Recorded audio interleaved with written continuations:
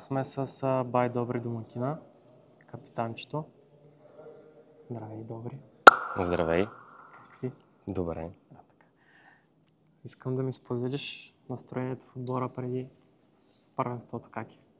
Настроението е добре, готвим се, събираме се достатъчно хора за момента на тренировките. Има забавления, добре се представяме на тренировките като цяло. Ти ядосваш ли се много или? Има моменти, в които се ядосваме.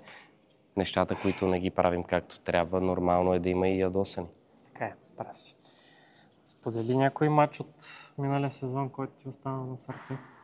Миналия сезон, последните матчове се представихме много добре срещу всички водещи отбори и като цяло няма точно определен матч.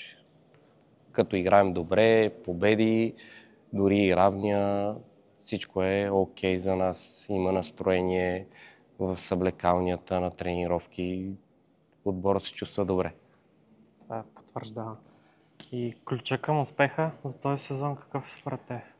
Ключа към успеха е, че останахме ядрото, което е от последните матчове миналата година, като добавяме нови хора, които са отдавна, примерно 2-3 месеца тренират с нас. Направихме един турнир с тях, представиха се и те добре на ниво, което е добре за отбора. Така е, благодаря ти.